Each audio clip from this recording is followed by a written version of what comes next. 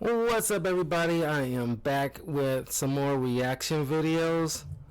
Uh, last weekend, it's normally the time I usually do my reaction videos, but I got caught up with some work stuff, so I'll take time today to actually get some done. But what we will be doing is doing a 4-in-1 video of the Explainer comics.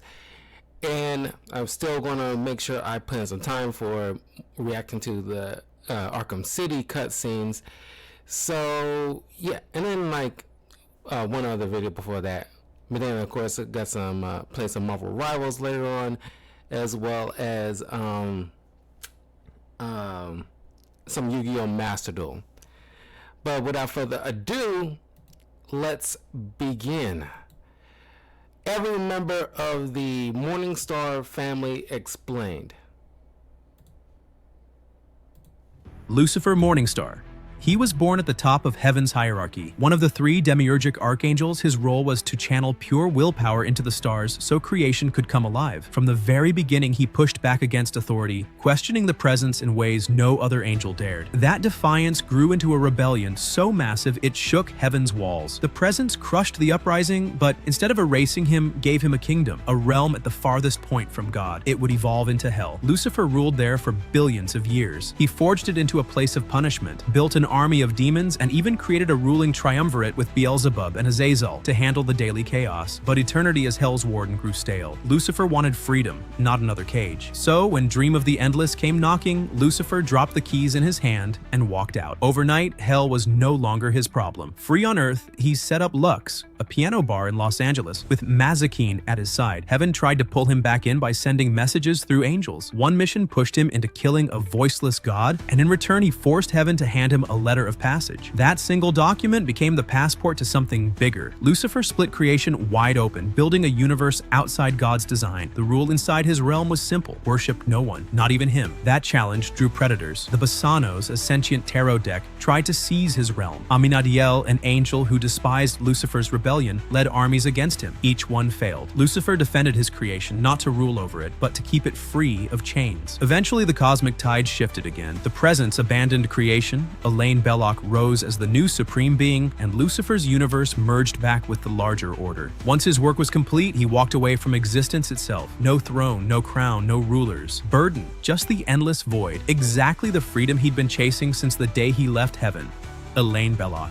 Her story starts far away from the halls of heaven. Born in London to human parents, she lived what looked like an ordinary life, but her bloodline carried something no mortal should ever inherit. She was the product of Sandalphon's twisted experiments, tied directly to Michael Demiurgos, and destined for far greater things. As a child, she displayed unusual gifts, talking to the dead, glimpsing events from the past, signs that something cosmic was buried inside her. That destiny came crashing into view when the Basanos, a sentient tarot deck forged from angelic fire, targeted her. Disguised demons and collapsing tunnels ripped Elaine from the safety of her world and into Lucifer's realm. For a time, her spirit wandered while Lucifer himself fell to the Basanos. In a critical moment, Melios, one of Lucifer's siblings, pushed Elaine into a choice no mortal should face. She traded her life so that Lucifer could rise again. Her body perished. Her soul was comforted by death of the endless, but her story didn't end there. Lucifer sent allies to retrieve her spirit, and when she returned, he appointed her guardian spirit of his creation. Alongside her friend Mona, she became known as one of the Sisters of Mercy. That role was only the beginning. After Michael's death, his demiurgic fire, the primal energy of creation, passed into Elaine. At first, it nearly tore her apart. With Lucifer's guidance, she learned to control it, building an entirely new universe from the ground up. Her creativity shaped reality itself. She even forged a gate across worlds using the letters of her own name as the foundation. Each step carried her further from mortal girl to cosmic architect. By the final battle, her path was set. The Presence had departed creation and someone needed to take the throne. Elaine ascended, uniting all 3 universes into a single order. Her reign marked a new age for existence, one ruled not through fear or silence, but with compassion, clarity, and justice.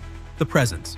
In the hierarchy of DC's cosmos, the Presence sits at the very top. He's not just the father of Lucifer, Michael, and Gabriel, he's the architect of the entire multiverse. His earliest form appeared in More Fun Comics number 52 back in 1940, presented as The Voice, an unseen power, guiding the Spectre. For decades, he looked like just another deity in DC's lineup, but by the late 1980s, writers cemented him as the one true, supreme being. From then on, every angel, endless, and cosmic powerhouse lived in the shadow of his word. That word wasn't metaphorical. In the Lucifer series, it's revealed that the fabric of reality is literally woven from the presence's speech. Every star, every law of nature, every soul, his command holds it together, which is why his decision to step away hit harder than any rebellion. Once he pulled back, creation itself began to fray. Lucifer understood it immediately. If the presence's voice faded, existence would collapse. The presence kept his distance, preferring to communicate through layers of intermediaries. Angels like Remiel would carry his messages even though they often didn't understand what they were delivering. The most powerful archangels accessed him through the Prima Mobile, a chamber at heaven's core. Others spoke to him through mystical waters, reflections, rather than face-to-face encounters. For most of DC's lore, God remained an abstract rumor. That changed in Lucifer number 68. After adopting different forms over time, the presence finally appeared as an old British gentleman in a suit, fedora, and cane. He looked approachable, but the reality was far more unsettling. In one moment, he contemplated erasing everything with a thought. In another, he prepared to hand all of creation to someone else. Eventually, he chose the latter. The divine crown passed to Elaine Belloc, his granddaughter, and the presence bowed out completely. His last scene came in Lucifer number 75, an empty void.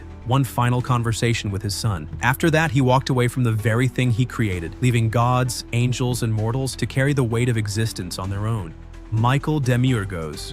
He was forged alongside Lucifer as one of the 3 demiurgic archangels, and his role was unlike any other. Where Lucifer supplied the will to shape creation, Michael carried the raw power itself. Inside him burned the demiurgic fire, a limitless source of divine energy that could both create life and obliterate everything if it was ever released without control. That power made him a target. A rogue angel named Sandalphon captured Michael in a desperate bid to clone his strength. The plan was grotesque: breed an army of angels using Michael's genetic material. Nearly all of Sandalphon's creations failed, but the danger was real. If Michael's body failed or his fire was unleashed without guidance, the shockwave would erase existence. Lucifer eventually stormed in to free his brother, but even then, Michael's condition remained unstable. The breaking point came inside Lucifer's own creation. Michael, fatally wounded, let the demiurgic fire pour out. Lucifer seized that energy and used it to seed life across his new universe, proving once again how inseparable the brothers were. One supplied the power, the other gave it form. Michael's death didn't end the story, though. Before the final moment, he entrusted that fire to his daughter, Elaine Belloc. The transfer ensured creation's survival and set Elaine on her path to godhood. Michael's arc is marked by loyalty and frustration. He defended the presence faithfully, but after God abandoned creation, even Michael began to question everything he had served. The anger boiled over in the last battles of the Lucifer series, when the ancient being Fenrir rose to speed. Up the universe's destruction, Michael threw himself into the fight. Fenrir struck back by possessing Lucifer and turning his own brother's hand against him. Michael fell in combat, but in dying, he gave Elaine the fuel to step into the highest role of all: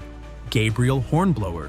His role was unique. While Michael unleashed divine energy and Lucifer willed it into the stars, Gabriel imposed form and order, shaping the raw chaos into structured reality. On paper, it made him one of the 3 most powerful beings ever created. Yet Gabriel's story is marked by absence. In the Lucifer series, he appears sparingly, his influence quieter than that of his brothers. His real spotlight came in Hellblazer, where his complexity surfaced. Gabriel could perform acts of wonder, lifting humanity with miracles, but he also revealed a streak of cruelty that blurred the line between servant of heaven and tyrant. That dual nature made him vulnerable, and one man knew how to exploit it: John Constantine. Constantine, desperate and dying of cancer, sought Gabriel's help. When the archangel refused, Constantine set a trap. He introduced Gabriel to a demon disguised as a woman and tricked him into sin. The fallout was catastrophic. Heaven stripped Gabriel of his wings and even his heart, exiling him as a fallen angel. For someone who once stood shoulder to shoulder with Lucifer and Michael, the fall was staggering. Gabriel's story didn't end there. After the events of the first Lucifer series, Heaven came calling again. They needed someone to hunt down Lucifer Morningstar, and Gabriel was the candidate. The deal was clear: complete the mission, and he could reclaim his place among the angels. It was a desperate attempt at redemption, but it showed how far Gabriel had fallen from his original stature as one of creation's architects. Duma and Remiel. When Lucifer finally turned his back on hell, he didn't leave it empty. The presence stepped in to make sure the realm had new management, and 2 angels got the job: Duma and Remiel. Overnight, the gates of hell were in the hands of beings who were once his peers. Duma was the Angel of Silence, a figure so restrained that centuries could pass without him saying a word. In the comics, his voice carries weight precisely because it is so rare. He was patient, calculating, and his presence in hell gave the place a calm, eerie authority. He became known as the ruler who listened more than he spoke, and when he finally did speak, it meant the ground itself could shift. His partner Ramil was cut from very different cloth. Petty and resentful, he didn't have Duma's quiet authority. Instead, his portrayal showed a mix of insecurity and anger, a stark contrast to the silence beside him. Together, they made for an uneasy balance, one defined by measured stillness, the other by restless bitterness. Despite their assignment, the two were never truly at ease in hell. The job was a burden left behind by Lucifer, a reminder that ruling the damned was less a privilege and more a punishment. Still, they carried it out because the presence demanded it, making them symbols of duty more than ambition. Duma's influence reached further than Remiel's. In the later arcs of Lucifer, Duma even sided with Lucifer's allies during the climactic battle, breaking away from simple obedience and proving that silence doesn't always mean submission. Remiel, meanwhile, remained marked by his resentment, locked in the shadow of both his partner and the Morningstar legacy. Together, they reshaped Hell's image, not as a kingdom of rebellion under Lucifer, but as a territory under heaven's reluctant stewardship. Their tenure showed how far the divine order would go to keep balance, even if it meant assigning angels to the throne of fire. Amenadiel. Among the angels who stood against Lucifer, none carried a grudge like Amenadiel. From the day of the rebellion, he viewed Lucifer's defiance as a betrayal that scarred heaven's ranks. That bitterness hardened over time until Amenadiel became one of Lucifer's fiercest rivals in the struggle over creation. When Lucifer forged a path beyond heaven's design and opened the gate to his own universe, Amenadiel saw it as the ultimate insult. To him, it wasn't just another rebellion, it was open war against the presence's authority. He moved quickly, mobilizing the armies of heaven and launching a campaign to destroy what Lucifer was building. His command wasn't symbolic. Amenadiel brought the full military might of angels to the front line, determined to crush his brother's experiment before it could thrive. That clash became one of the defining confrontations of the Lucifer series. Lucifer stood behind his new creation's freedom, while Amenadiel stood behind the will of God. Their conflict wasn't about territory or pride. It was about the very right to create. In the heat of this cosmic battle, Amenadiel's hatred became clear. He wasn't motivated by justice or balance. He wanted to see his brother punished for defying the order of heaven. But his campaign ended in defeat. Despite his armies and his rage, Amenadiel couldn't overcome Lucifer's will or the support his realm drew. Time and again, Lucifer dismantled the threats Amenadiel put forward until the angels' offensive collapsed. That failure defined Amenadiel's legacy in the story. He became a figure of anger and resentment, remembered less for victories and more for the relentless vendetta that consumed him. Sandalphon. Among the Morningstar family, Sandalphon is remembered less as a warrior and more as an experimenter, one whose obsession with creation twisted into horror. He wasn't content to carry out the Presence's design. Instead, he turned his focus toward building his own army, using methods that crossed every boundary heaven was meant to stand for. His scheme hinged on Michael Demiurgos. Michael carried the demiurgic fire, the divine power that could create or destroy reality itself. Capturing him became Sandalphon's priority. Once Michael was in his grasp, Crap, what did he remind me of? God, what's that character? Shoot. Grand Moff Tarkin, yeah. He kind of gives Grand Moff Tarkin vibes to me with the whole aesthetic. Sandalphon tried to harvest his genetic material, attempting to engineer new archangels who carried fragments of that same energy. The results were brutal. Most of his creations failed, twisted offspring that never survived. Only a handful, like Elaine, Belloc, and Cal, proved viable. Even then, his work brought chaos into the universe. Elaine, born through one of these experiments, would one day ascend as the supreme being. Cal, another creation, lived a life marked by struggle until Elaine restored him at the end. The most infamous of Sandalphon's projects was the Basanos, a living, sentient tarot deck. The Basanos were powerful, unpredictable, and malevolent. They became so dangerous that even Sandalphon couldn't control them, and they eventually turned into one of Lucifer's greatest adversaries. Lucifer himself eventually confronted Sandalphon. After rescuing Michael from his captivity, Lucifer ended the experiments and crushed Sandalphon's plans for a manufactured army. But the damage was already done. His creations had reshaped the future of the cosmos, intertwining with Lucifer's fate in ways no one could ignore. Maleos. He wasn't a warrior, a ruler, or a rebel. His legacy came through creation, and one creation in particular, the Basanos. Unlike weapons or armies, the Basanos were a living tarot deck, a sentient set of cards powered by divine essence. At first, they were art, then they became something much darker. The Basanos developed into a malevolent force, ambitious enough to try and seize entire realms. Their hunger for control eventually turned them into a direct threat to Lucifer himself, attacking his universe in a bid to claim it. They failed, but their impact left scars across every level of existence. The irony was clear. Meleos's greatest act of artistry ended up being one of the most dangerous entities ever unleashed. Even with that shadow hanging over him, Meleos wasn't simply a destructive figure. In one of the key moments of the Lucifer series, he was the one who saved his brother's life. After Lucifer was nearly destroyed in battle with the Basanos, Meleos retrieved his broken body and carried it deep into the mountains. There, he kept him hidden from his enemies, buying time until Lucifer could be restored. Without Meleos's intervention, the Morningstar story might have ended long before the final confrontation. That duality defines his place in the family. On one side, he created a monster so dangerous it had to be contained. On the other, he stepped in at a critical moment and ensured Lucifer could continue his fight. His role wasn't about glory or command, but about influence. The Basanos alone left a permanent mark on DC's cosmic history, forcing gods and angels to adapt to their presence.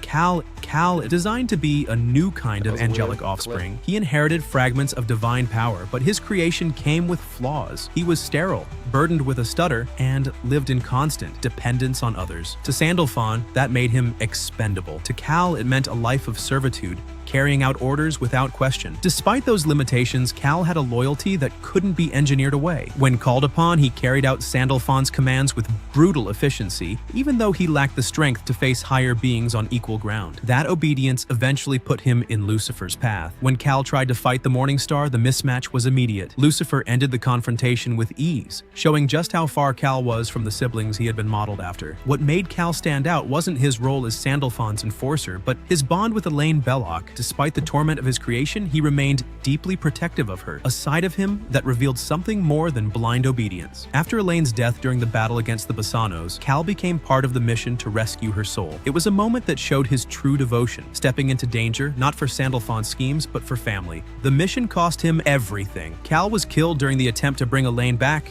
another casualty in the chaos left behind by Sandalphon's work. But Elaine's rise to godhood rewrote his ending. Once she ascended to the throne of creation, she chose to honor her brother's sacrifices. With her power, she restored Kal to life, not as an angelic experiment, but as a normal human child. She gave him to a loving family, Matthew and Barbara Bell, ensuring he would finally know peace.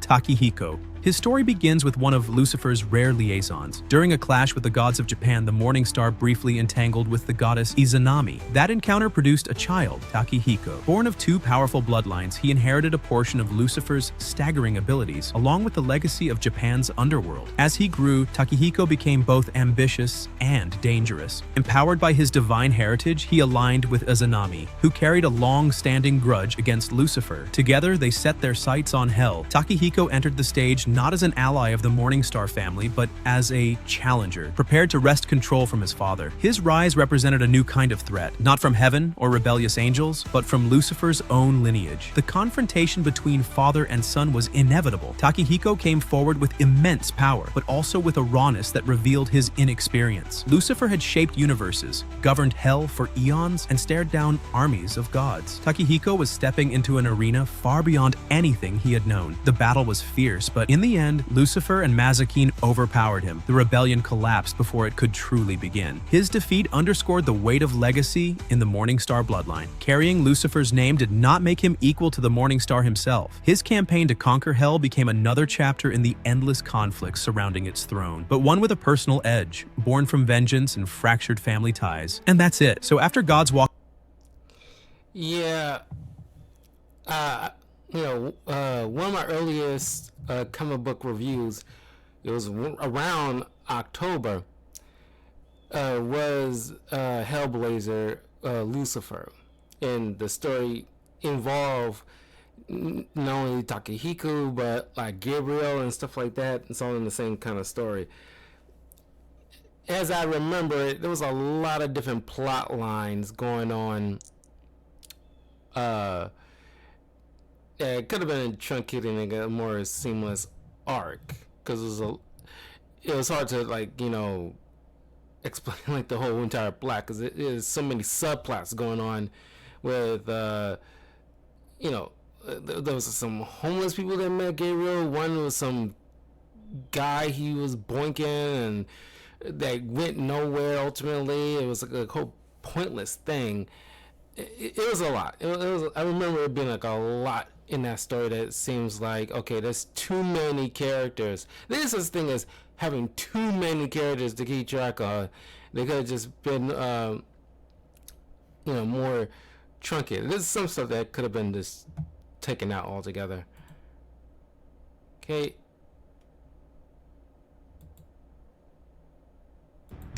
Every crazy X-Men theory that might actually be true. X-Men are immortal on Krakoa.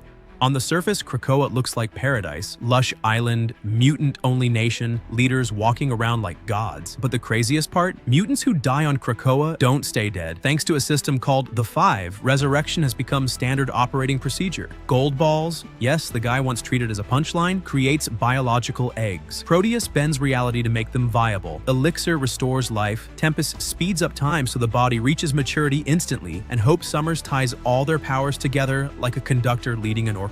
Add Cerebro's constant backups of every mutant's mind, and death suddenly feels more like a scheduling inconvenience than the end of the line. This isn't a theory pulled out of thin air, it's canon, shown first in House of X number 5. But here's where the theory side takes off. Does this mean mutants are now immortal? On paper, yes.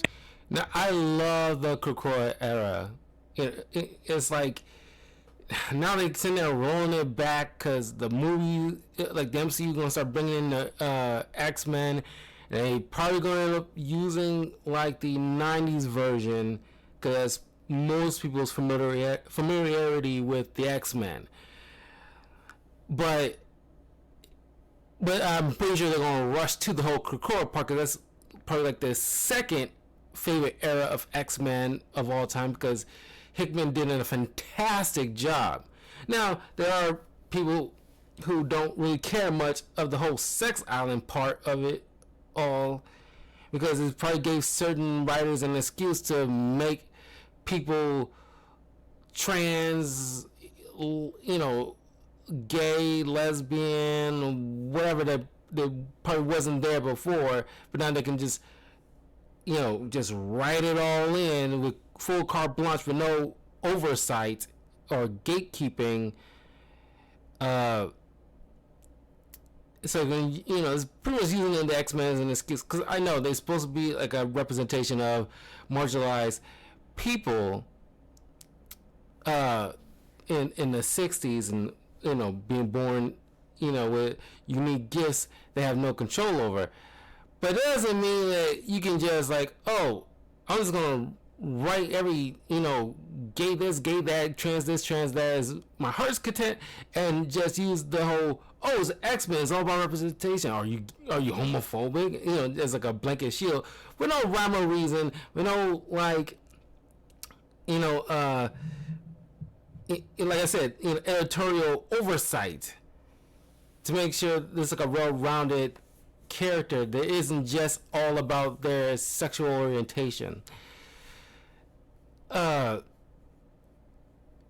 Initially I didn't really much care one way or the other about like Scott, Jean, Emma Frost, and Wolverine being some kind of love square thing, but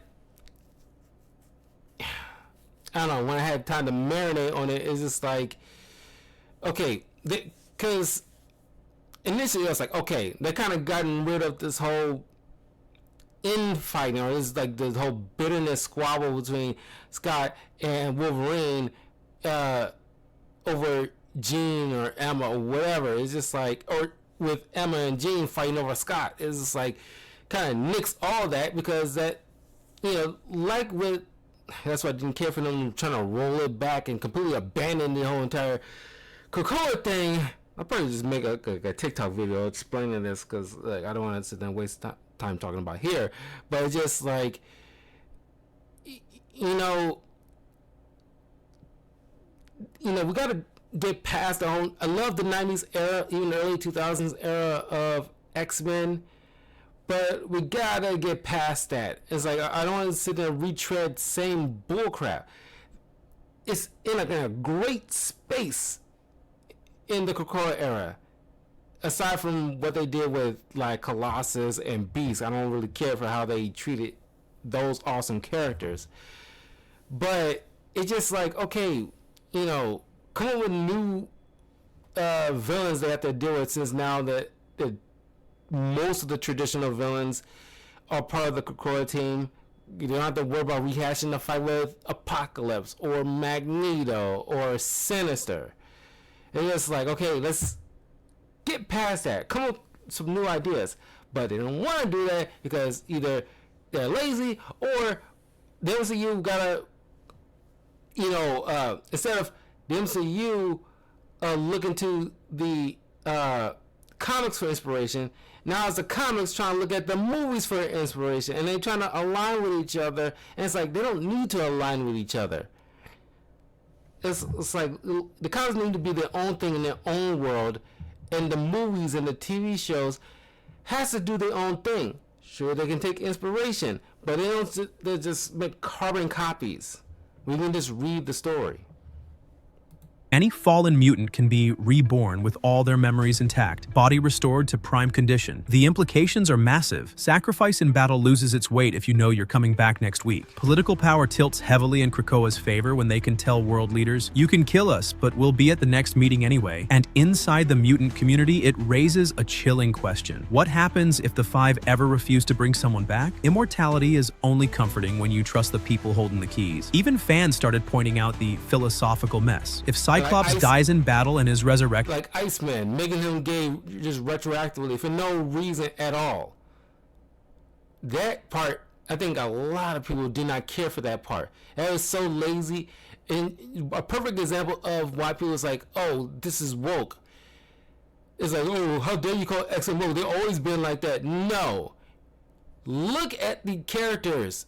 Take your feelings out of it and look at it like objectively. Like, just Iceman alone, you cannot tell me there was no woke decision. Just because you can't come up with original characters that's deeply layered and isn't all about some self-insert or just talking about like, oh, all about them being gay or whatever. That's a problem. That's not how you write freaking stories. That's lazy. As an insult to fans everywhere, because Bobby Drake, similar to how Johnny Storm is, where he is a ladies' dude. He isn't like, oh, he banged around the room because he was deeply insecure and hiding what he really. No. That was egregious what they did to that character. is it really the same Cyclops, or just a clone running on old software? Identity, morality, and even religion in the Marvel universe get shaken when mutants can treat death like a minor hiccup. And the wildest part is that the system's foundations are shady. Sinister is storing DNA. Xavier is hoarding psychic backups. There's more control here than any utopia wants to admit. Professor Xavier secretly planned the mutant cure.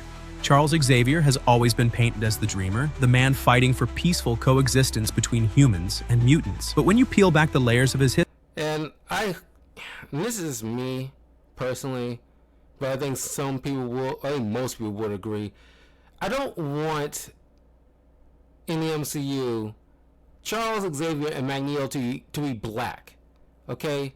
I know they're supposed to be like this whole like Malcolm X, Martin Luther King allegories, but don't try to like use it as like a blanket excuse to try to just make them black,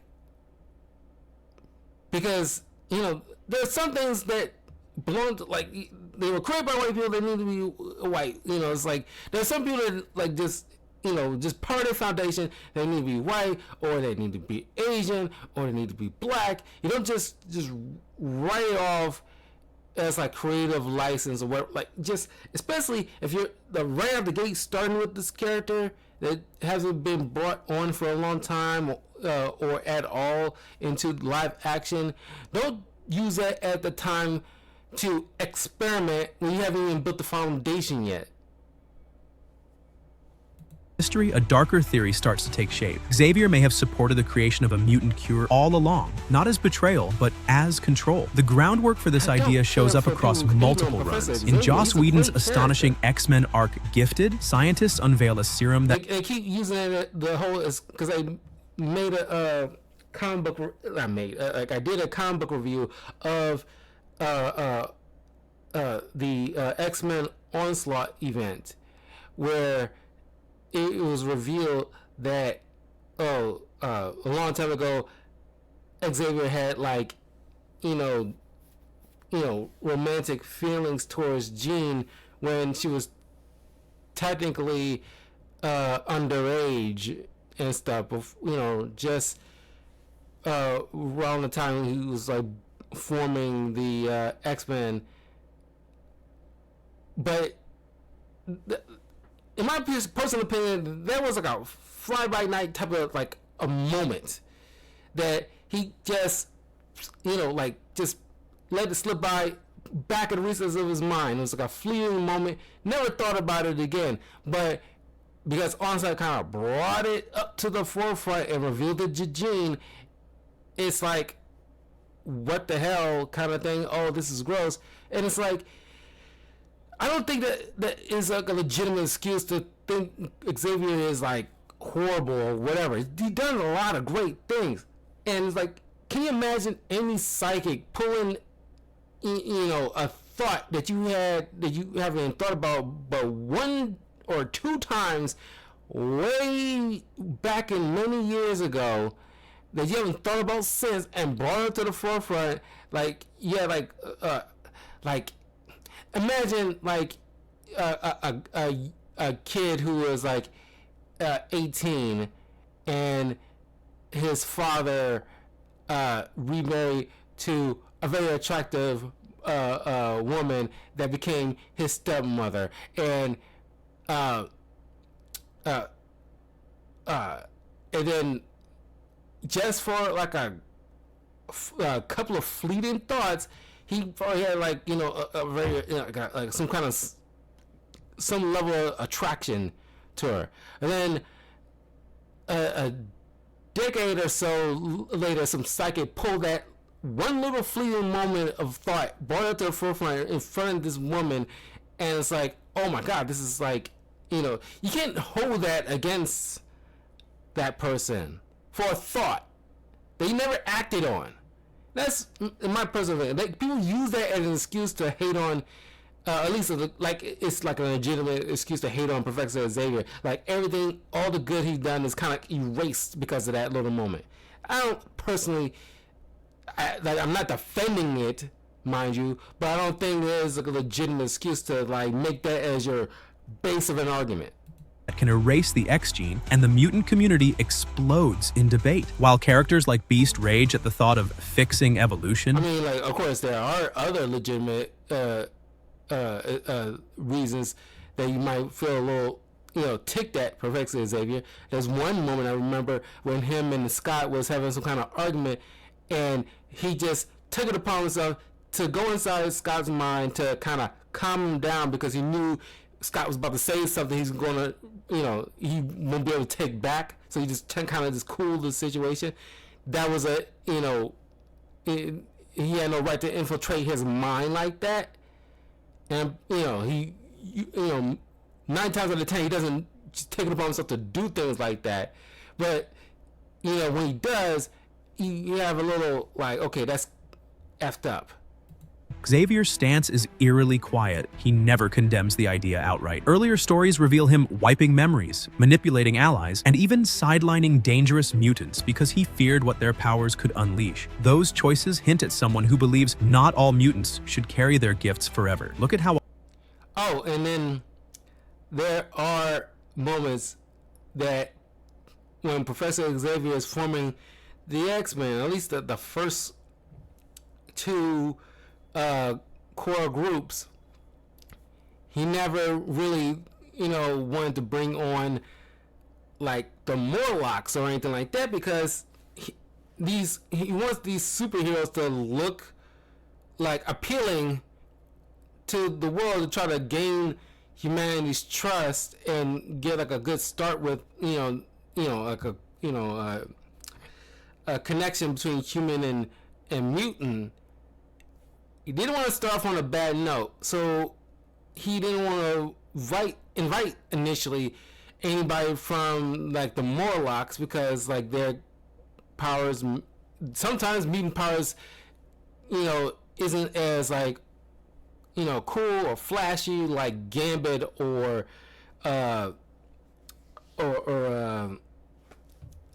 Jean, but or you can like hide them, or at least go out in public on a day-to-day thing.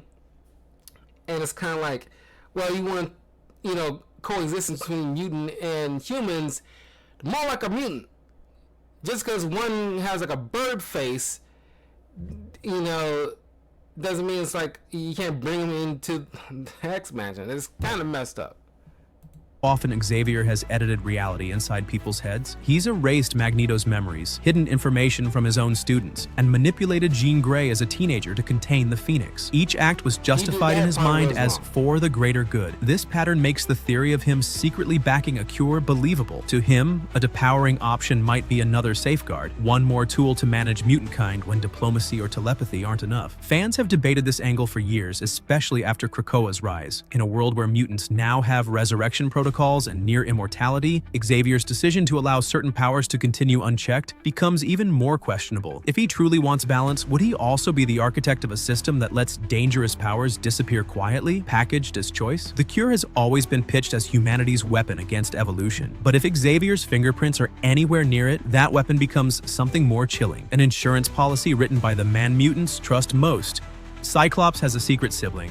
The Summers family tree has always been less of a family album and more of a classified file. We know Scott Summers as Cyclops, his younger brother Alex as Havoc, and eventually Gabriel, better known as Vulcan, was revealed in X-Men. Deadly Genesis as the long-lost third brother raised on Shi'ar soil. But fans have never stopped asking, is there another sibling hiding in Marvel's vaults? The roots of this theory stretch back decades. Mr. Sinister's obsession with the Summers bloodline is one of the longest-running threads in X-Men history. His experiments and manipulations make it clear he believes their DNA is the key to unlocking evolutionary perfection. When Marvel shocked readers with Vulcan's existence in 2006, it set a precedent. There's no guarantee that Scott and Alex know the full truth about their family. Time travel, cloning, and cosmic kidnappings have already played a role in their story, leaving the door wide open for another hidden Summers child. Hints have cropped up in surprising places. At one point, Gambit jokingly speculated about another Summers brother, fueling years of fan discussion. Cable's convoluted backstory tied Nathan Summers to alternate timelines, raising more questions about what counts as a sibling. Even in the Krakoa era, where genealogy has become a weapon and resurrection a tool, the Summers DNA continues to be a point of fixation, especially with Sinister lurking around every corner. The theory gains weight from Marvel's pattern of revisiting family secrets when the franchise needs a shakeup. First Havoc, then Vulcan. Each reveal has changed the X-Men landscape, and fans suspect Marvel still has another card to play. A new Summers sibling wouldn't just expand the family, it would raise the stakes for Sinister's plans, destabilize Cyclops' role as leader, and potentially introduce a mutant whose powers outclass anything we've seen from the bloodline so far. The Summers are a genetic weapon Marvel keeps reloading. And if history is any indicator, the next trigger pull could reveal yet another long-lost brother or sister waiting in the wings. Magneto has been secretly helping the X-Men. Magneto is the X-Men's eternal rival, the master of magnetism who champions mutant superiority at any cost. But peel back the history of his battles with Xavier's team, and another picture starts to emerge. Magneto has spent just as much time saving mutants as he has fighting them, often in ways that end up protecting the X-Men themselves. Start with Age of Apocalypse. In that alternate timeline, Magneto takes Xavier's place as leader of the X-Men, proving he understands the stakes of protecting mutant kind. In the main universe, his so-called villainous schemes often coincidentally wipe out threats aimed at the X-Men. During Fatal Attractions, he unleashed an EMP that paralyzed global technology. Brutal, yes, but it disrupted anti-mutant programs being designed in secret. When Genosha's mutant population was slaughtered, Magneto didn't hide in the shadows. He fought back against the very forces that wanted to annihilate all mutants, an act that indirectly shielded the X-Men from the same fate. Even in direct confrontations, Magneto has shown restraint. During House of M, his reality-warping daughter Wanda reshaped the world, and Magneto's choices forces within that crisis didn't destroy the X-Men. They kept them intact long enough to survive a cosmic reset. On Krakoa, his position on the Quiet Council is less about conquest and more about stability. By agreeing to co-rule with Xavier, Magneto provides legitimacy and raw power to the new nation, ensuring enemies think twice before striking. That partnership doesn't look like a betrayal of his philosophy. It looks like strategy to safeguard mutants in the long run. The theory that Magneto has been covertly helping the X-Men holds weight because it reframes his so-called villainy as calculated moves in a longer game. His enemies, human governments, Sentinels, cosmic invaders, are the same forces the X-Men spend their lives fighting. By destabilizing those threats, even through ruthless methods, Magneto preserves the very future the X-Men rely on. Professor X wants all of humanity to become mutants. For decades, Charles Xavier has been painted as the patient visionary. His dream, mutants and humans living together in peace. But a growing theory flips that dream on its head. What if Xavier's real endgame isn't coexistence at all? What if he wants to make everyone on Earth a mutant? The seeds are scattered across his history. Xavier's powers aren't limited to teaching or defense. He's one of the most powerful telepaths alive. He's erased memories, implanted commands, and steered the behavior of allies and enemies alike. Those choices reveal a man comfortable. In the X-Men 97, the episode before Xavier find out about Gambit's death, I love that scene when like the Shi'ar was having like a bunch of infighting and Xavier mind controls them into an illusion of a classroom, and he has this philosophical just talk, and it's like oh yeah, this dude's a legitimate teacher. He has degrees in teaching. It's like he's very skilled at it. It's kind of like forgetting in Harley Quinn. Yeah, oh, she's a freaking therapist. And people don't, like, most writers don't really like lean into that, in that skill set. You know, a lot of these superheroes have legitimate jobs they are really good at. Like, how many people remember that Carol Danvers is a renowned writer? How many? I mean, of course, people don't forget that Clark and Lois are reporters, but you forget how good they are at it. Peter Parker, great photographer. I kind of wish they could have. Yeah, there was that moment where he ran his own company, which I personally think they should have kept that as the new status quo of him, because he's like a brilliant scientist.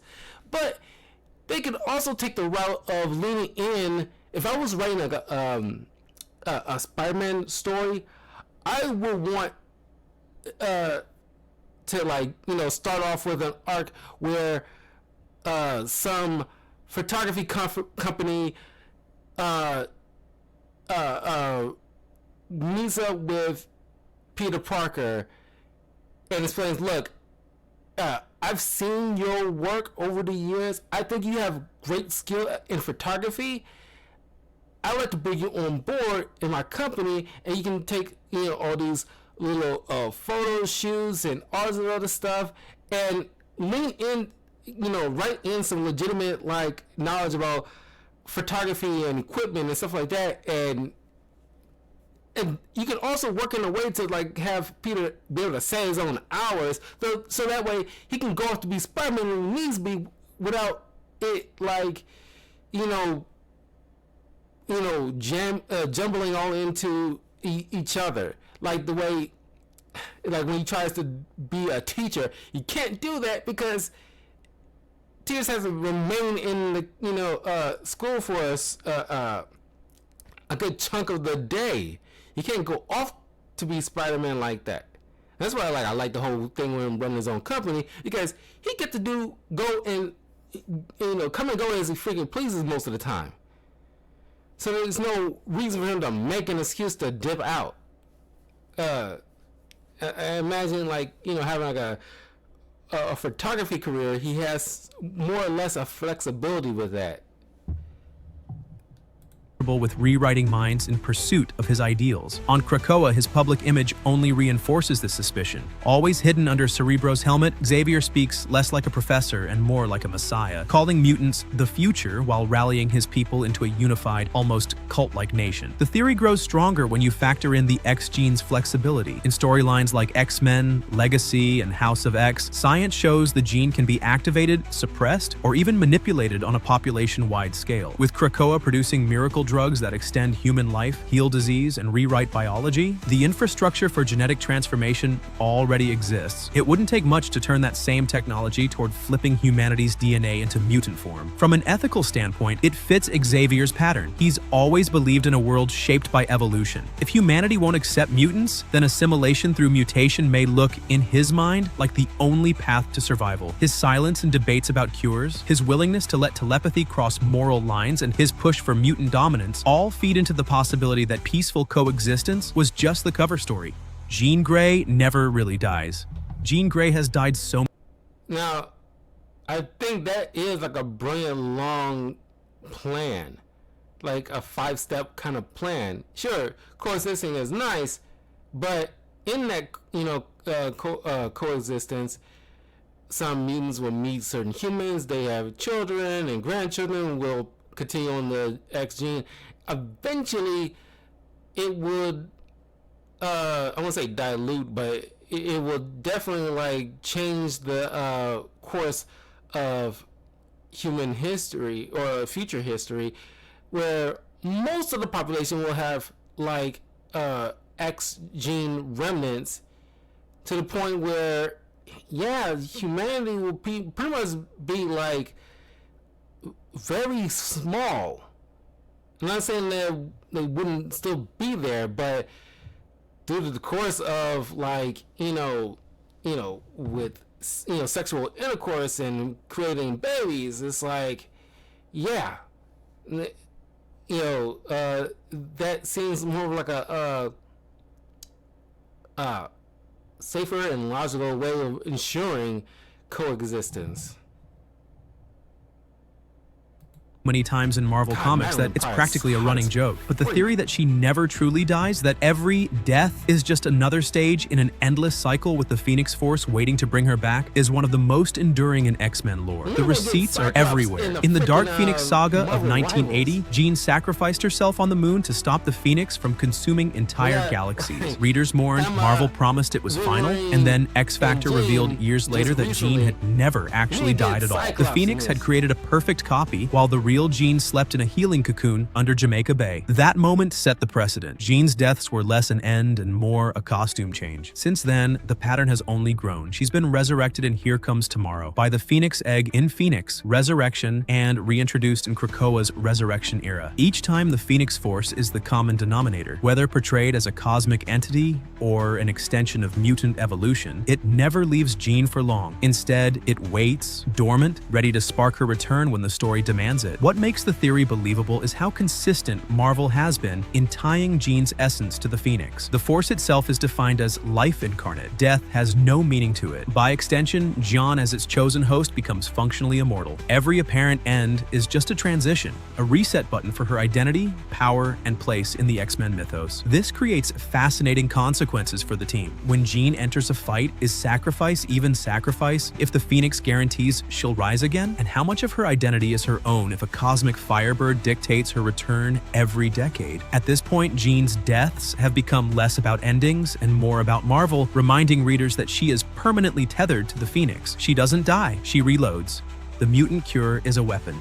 Every time a cure for mutation appears in the Marvel Universe, it's pitched as salvation, a gift to mutants who don't want their powers. But look closely, and the cure reads less like medicine and more like a weapon designed to control, weaken, or even erase an entire species. The biggest spotlight came in Joss Whedon's astonishing X-Men run with the Gifted storyline. There, Dr. Kavita Rao unveiled a serum that could remove the X gene entirely. While some mutants were curious about the choice, the X-Men quickly realized the cure was a tool for governments and corporations to strip away away powers they feared. Even in the story, mutant leaders debated whether it would be offered or forced. That gray area is exactly what makes the theory so dangerous. A cure can always be weaponized. The films leaned into this idea too. In X-Men: The Last Stand, the cure was militarized into guns, allowing soldiers to depower mutants on the battlefield. The message was clear: if mutants can't be eliminated, they can be neutralized. That's not treatment, it's control. Then there's the Apocalypse angle. Fans argue the cure aligns disturbingly well with his philosophy. Apocalypse believes in survival of the fittest, and a cure would quickly separate the strong who resist from the weak who accept it. In this reading, the cure is less about peace and more about culling the herd, a mass experiment that reshapes mutant kind through fear and compliance. The Krakoa era only sharpens the stakes. With resurrection protocols making mutants virtually immortal, the cure becomes the one loophole that could undo everything. Strip away the X gene, and Krakoa's entire system collapses. The cure could dismantle mutant society at its foundation.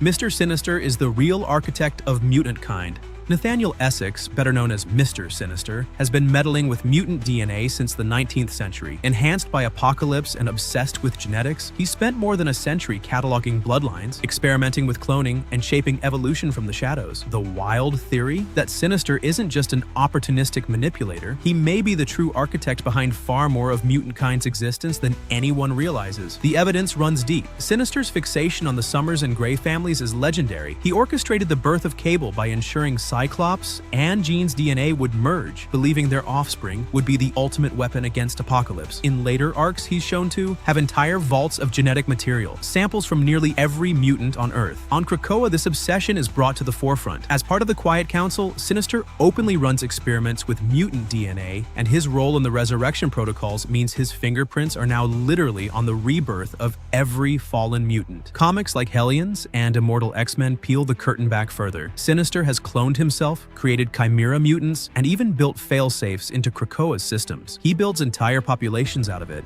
That makes the theory of him being the hidden hand behind modern mutant kind more plausible. If Krakoa's miracle resurrection is powered by genetic archives, who's to say Sinister hasn't hardwired his own influence into the process? The implications are staggering. If Sinister's manipulations run this deep, then mutants aren't thriving on their own evolution. They're thriving on his design. Generations of mutants could be pawns in a genetic chess match they never signed up for. Even Krakoa itself, which prides itself on independence and sovereignty, may unknowingly rest on a foundation engineered by the one man who treats DNA like clay. Mr. Sinister thrives on long games, and the longer Krakoa exists, the clearer it becomes. His hand may have been guiding their entire future from the very beginning.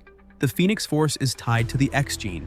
For years, the Phoenix Force has been treated as a cosmic entity, an immortal firebird that burns worlds and resurrects chosen hosts. But a growing theory reframes it completely. What if the Phoenix isn't an external power at all? What if it's directly connected to the X gene, making it the ultimate expression of mutant evolution? The strongest case comes from the recurring hosts. Jean Grey is the obvious candidate, but she's not alone. Rachel Summers, Hope Summers, and even Emma Frost have all wielded the Phoenix at different points. These are mutants whose DNA seems predisposed to resonate with the Force. If the Phoenix were just cosmic chance, the pattern wouldn't cluster so tightly around specific bloodlines. Marvel has quietly fed this idea. In Avengers vs. X-Men, the Phoenix Force arrives on Earth not to destroy mutants, but to reignite their dwindling population after the Scarlet Witch's No More Mutants spell. In House of X/Powers of X, Hickman leaned into the idea of mutant destiny, suggesting that the species is moving toward a singular evolutionary endpoint. Fans connect these dots. The Phoenix is the X gene's final form, an evolutionary safeguard that ensures mutant kind can always rise from extinction. Even the Phoenix's famous mantra, "Burn what doesn't work, ignite what does," reads like natural selection with fire. It destroys weakness and fuels rebirth. That's not just cosmic poetry, it's the X gene's purpose, written large across the universe. If this theory holds, the Phoenix is mutant kind's birthright. Every mutant might carry a dormant fragment of that fire, waiting for the right conditions to spark. Jean Grey wasn't chosen by the cosmos. She was the first to embody what the X gene has been building toward all along.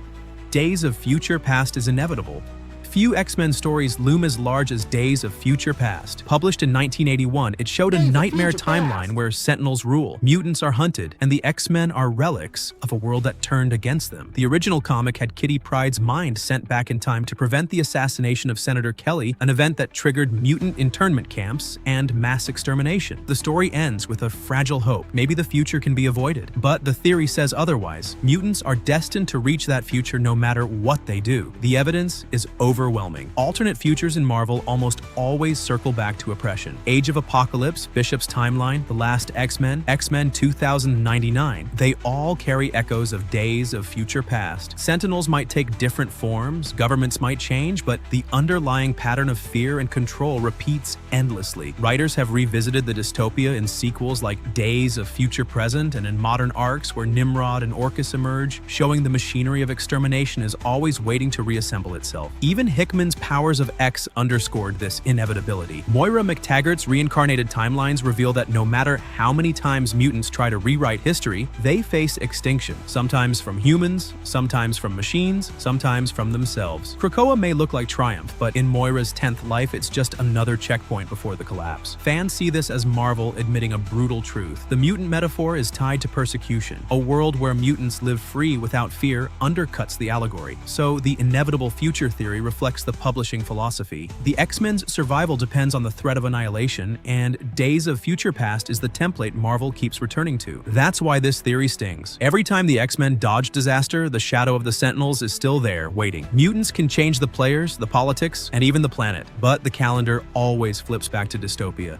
Mutant strength depends on control.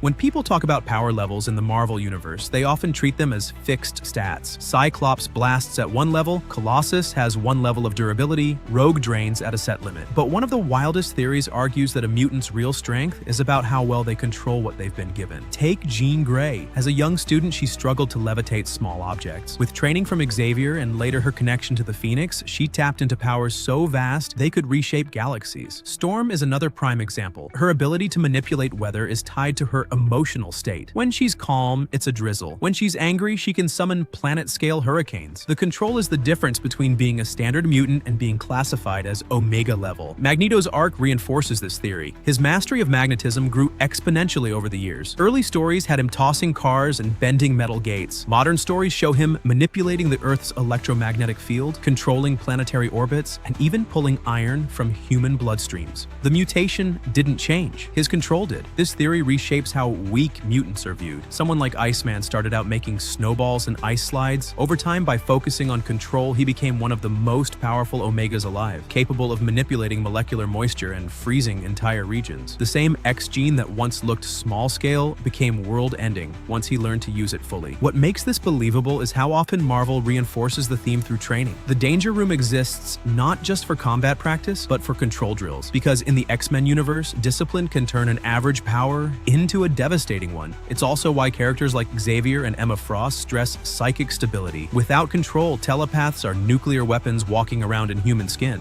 The X gene makes mutants attractive.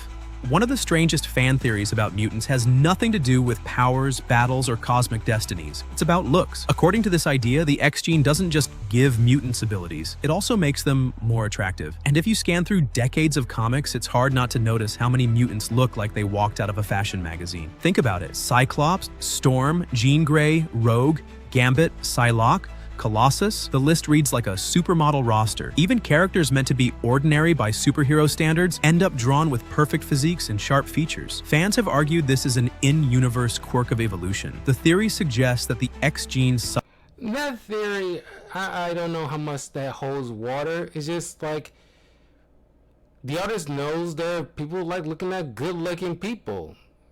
It's like, I don't know, it's like, you know, Bruce Banner is like a, you know, more, you know, often drawn kind of scrawny until he hulks out and got like giant muscles. It's like, you know, it's just all about like, you know, what the artist, you know, chooses to draw. And usually, you know, we need the readers to have, you know, eyes drawn to the pages, and people like looking at good-looking people. Subtly enhances aesthetic appeal as a survival trait, ensuring mutants are seen as charismatic and desirable even when their powers might make them threatening. There are some fascinating story angles that give this idea legs. In Ultimate X-Men, Emma Frost outright tells Jean Grey that mutants are the next stage of humanity, not just in power, but in physical perfection. Characters like Gambit and Dazzler are constantly written as irresistibly charming, while others, like Magneto, carry an aura that makes them compelling leaders despite their ruthlessness. Even Even villains such as Mystique and Emma Frost herself embody this trend, blending beauty with danger in ways that keep them at the center of X-Men lore. Of course, there are plenty of counterexamples, mutants with obvious deformities like Nightcrawler, Glob Herman, or Beak. But in fan discussions, that only strengthens the theory. If the X gene produces both monstrous and idealized forms, maybe attractiveness is a built-in evolutionary push, balancing survival through charisma with survival through raw power. Whether it's pure comic book exaggeration or an actual quirk of the X gene, the pattern is impossible to miss. Across decades, mutants consistently dominate Marvel's ranks of the most striking characters. The theory turns a long-running artistic choice into something bigger: evolution by hotness. Why Jean Grey attracts so many mutant men?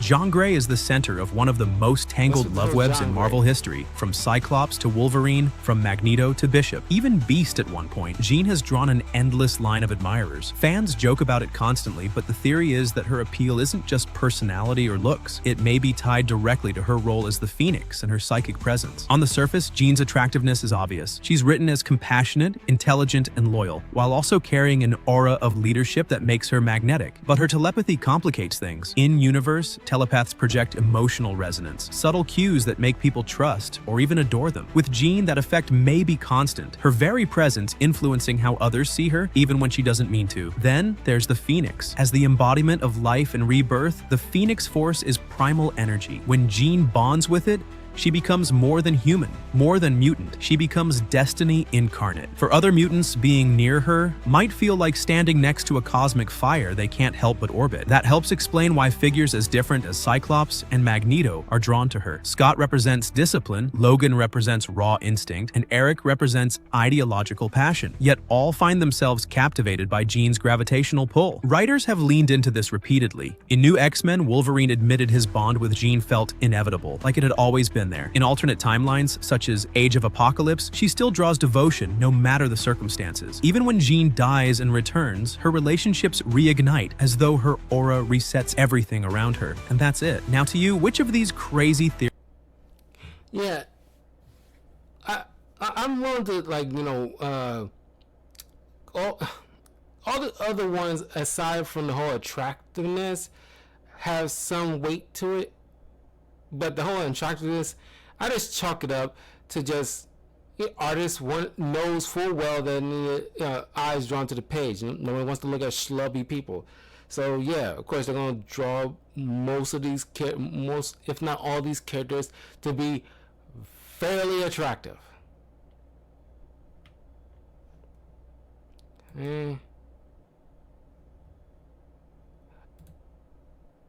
of Hush?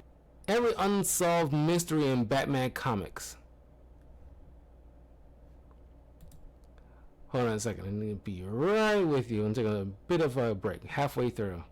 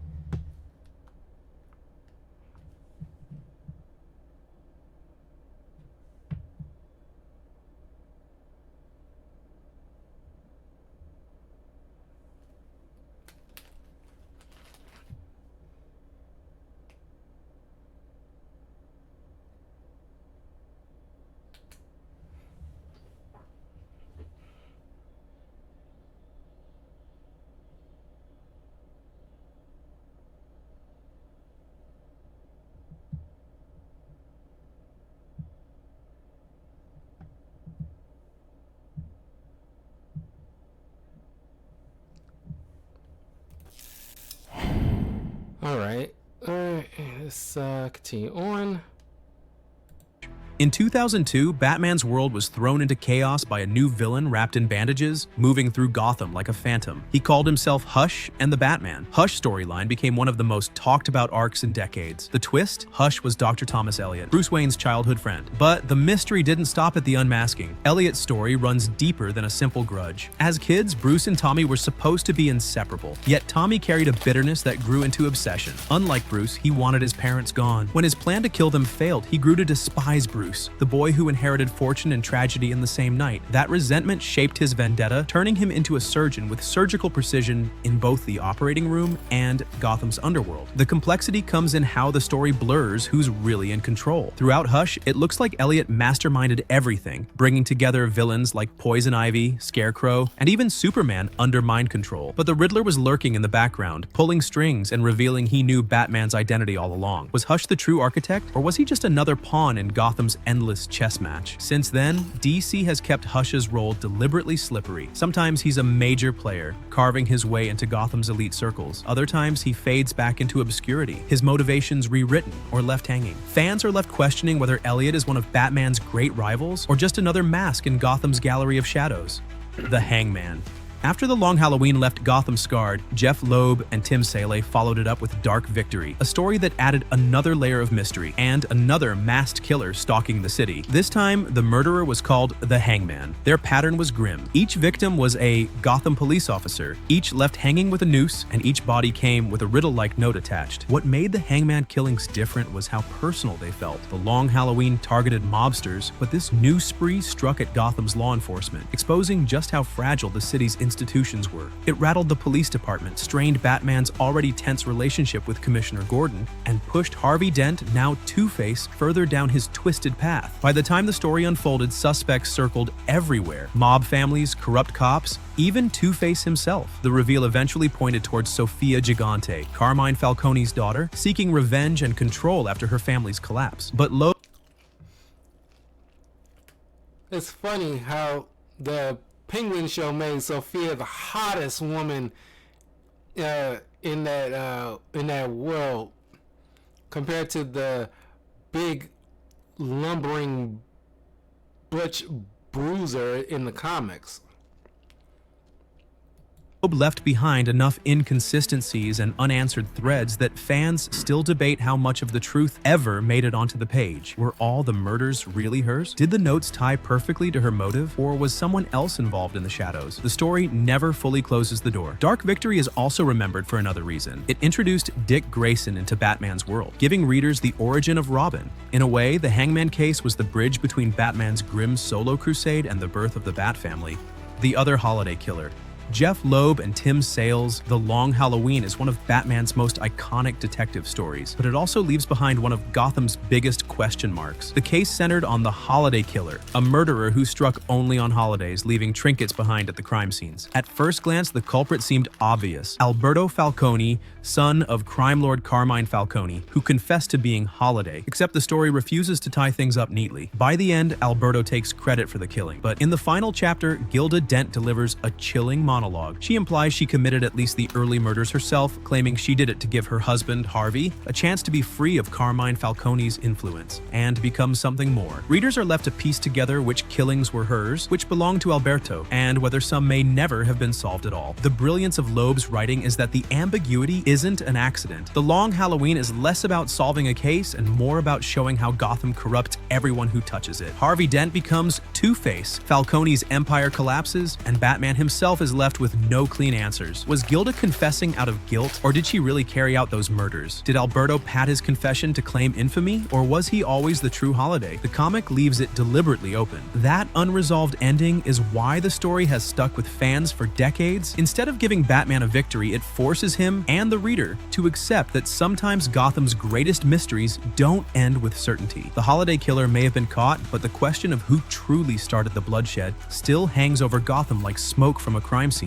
The unsolved riddle. For years, Edward Nygma has taunted Gotham with elaborate puzzles, traps, and games. But in Batman, the Riddler, the Riddle Factory, and later, the Riddler, the riddle of the Sphinx arcs, his obsession evolved into something more dangerous, the idea of a final riddle, one so complex that even Batman might not crack it. That idea reached its peak in Batman, the Last Riddler story, a one-shot that left fans arguing about whether the world's greatest detective actually lost. In the comic, Riddler designs what he claims is the ultimate enigma, a puzzle that would prove once and for all who is truly the smartest man in Gotham. The catch is that the solution is never revealed on the page. Batman works at it, readers try to decode it, but the final answer stays hidden. That silence turned the story into something bigger than just another Batman victory. It created a lingering question. Did Batman solve it and keep it quiet? Or was this the one time he actually failed? Writers have often used Riddler as a mirror for Bruce's mind. Two obsessive thinkers driven by compulsion. Leaving this riddle unsolved wasn't a narrative slip. It was deliberate. It planted doubt, turning a gimmick villain into a figure capable of pushing Batman to his absolute limit. Fans still debate the logic of the riddle, posting theories and supposed solutions decades later, but DC has never stepped in to confirm anything. The Three Jokers.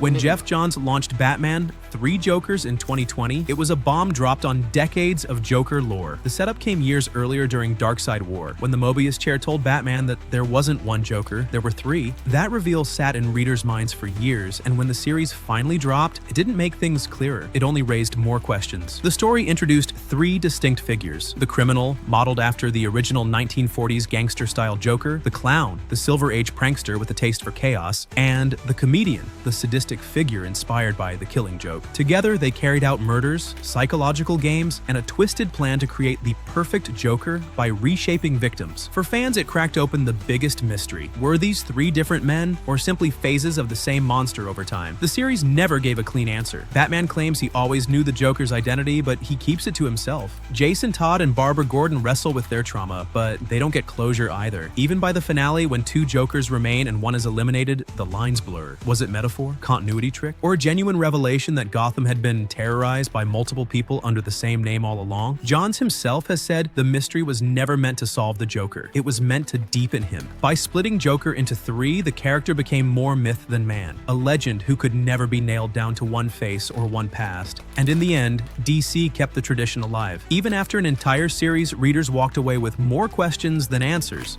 Lincoln March / Thomas Wayne Jr.